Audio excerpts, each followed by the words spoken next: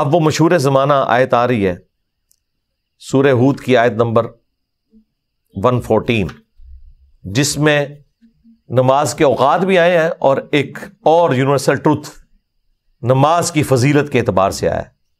وَأَقِمِ الصَّلَاةَ طَرَفَيِ النَّهَارِ، اور نماز کو قائم رکھیں دن کے دونوں سروں پر، وَزُلَفًا مِّنَ اللَّيْلِ، اور رات کے کچھ حصے میں بھی۔ دن کے دونوں سروں کے اوپر جو نمازیں ہیں، ظاہر ہے کہ وہ اس سرے کے اوپر جو نماز ہے وہ فجر کی ہے، اور دوسرے حصے کے اوپر جو نماز ہے وہ ظہر عصر کی ہے، کیونکہ درمیان سے سورج جب ڈھلتا ہے تو زوال کا وقت، یعنی زوال آفتاب جو ہوتا ہے جسے آپ مکروہ وقت کہتے ہیں، وہ مکروہ وقت نہیں ہوتا، زوال آفتاب کہتے ہیں ابتدائے ظہر کو، تو یہ دوسرے والا حصہ بن جاتا ہے۔ اور رات کے حصے میں جو نماز ہے، ایک تو رات کے ابتدائی حصے میں نماز ہے مغرب کی، اور ایک تھوڑی دیر کے بعد عشاء کی نماز ہے۔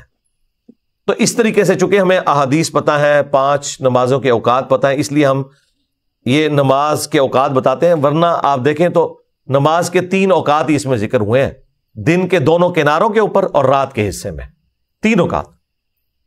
ایک کنارہ ہو گیا فجر، دوسرا کنارہ ظہر و عصر، اور ظہر و عصر جمع ہو جاتی ہے، اور رات کے حصے میں مغرب اور عشاء وہ بھی جمع ہو جاتی ہے۔ 3 اوقات کے اندر 5 نمازیں، لیکن افضل یہی ہے کہ 5 الگ اوقات میں جو حدیث میں آئے وہ آپ نے پڑھنی ہے۔ ایون شیعہ کے ہاں بھی نہج البلاغہ میں مولا علی کا وہ خط جو انہوں نے اپنے گورنروں کے نام لکھا، ان میں 5 نمازوں کے الگ اوقات لکھے ہیں، افضل وہی ہے، لیکن نمازیں جمع کرنے کا بھی جواز موجود ہے۔ صحیح مسلم میں اوپر تلے 10 احادیث ہیں، 1628 سے لے کر 1637 تک، اور اس کے اوپر میری تفصیلی ویڈیوز بھی ریکارڈ ہے۔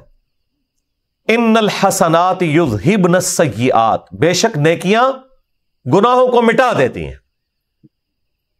ذالک ذکریٰ للذاکرین، اور یہ نصیحت ہے ان کے لیے جو نصیحت کو قبول کریں۔ یہ جو پورشن ہے نا، ان الحسنات یذہبن السیئات، بے شک نیکیاں گناہوں کو مٹا دیتی ہیں، یہ ایک بہت بڑی نعمت ہے اللہ تعالیٰ کی طرف سے۔ اسی کے کانٹیکسٹ میں ایک حدیث ہے جو بخاری کے اندر بھی تھوڑا سا حصہ اس کا آیا، مسلم میں تفصیل کے ساتھ وہ حدیث آئی کہ ایک صحابی کہتے ہیں یا رسول اللہ، آج میں نے مدینہ شریف کے کنارے پر باؤنڈریز پہ ایک عورت کو گلے لگایا اور میں نے اس کے ساتھ انٹر کورس نہیں کیا، باقی سب کچھ کیا، تو کیا میرے لیے کوئی معافی والا معاملہ ہے؟ نبی علیہ السلام خاموش ہو گئے۔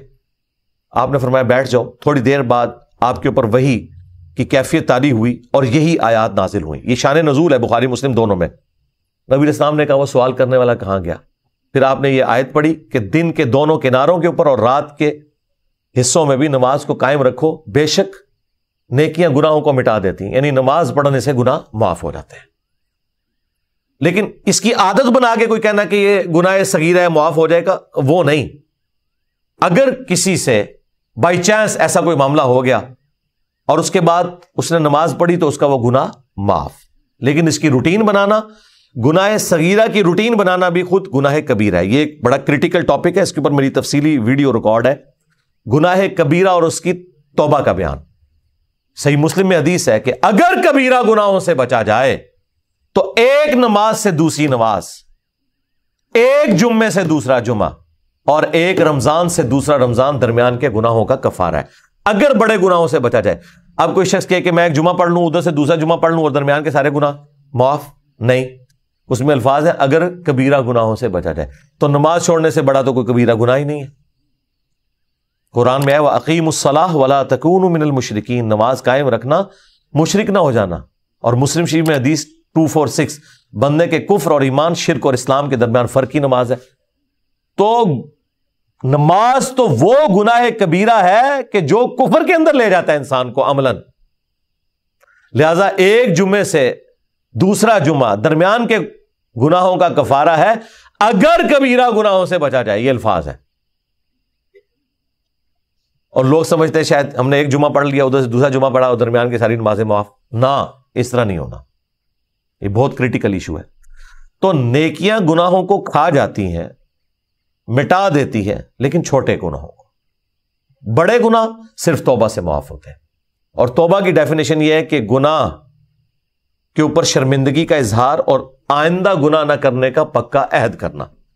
اب یہ ہماری بدقسمتی ہے کہ جتنے گناہ ہمیں معلوم ہے وہ سارے کبیرے ہی ہیں، وہ نمازوں سے معاف نہیں ہونے، وہ توبہ سے معاف ہونے۔ مثلا ماں باپ کی نافرمانی، شرک تو خیر بہت بڑا گناہ، بدکاری، قتل ناحق، چوری، گالی گلوچ، غیبت، چغلی، جادو، شراب نوشی، جوا، سود، یہ جتنے گناہ ہیں قرآن، بخاری اور مسلم کی احادیث کی روشنی میں یہ سب کے سب بڑے گناہ ہیں جو نمازیں پڑھنے سے معاف نہیں ہونے، جب تک کہ کوئی شخص سچی توبہ کر کے اپنی اصلاح نہیں کر لیتا۔ پاکستانی توبہ نہیں، اللہ کی توبہ، توبۃ نصوحا، ایسی توبہ جو آگے کو نصیحت ہو جائے۔ یہ تفصیلی ٹاپک ہے، اس کے اوپر آپ میری ویڈیو دیکھیں، گناہ کبیرہ اور اس کی توبہ کا بیان۔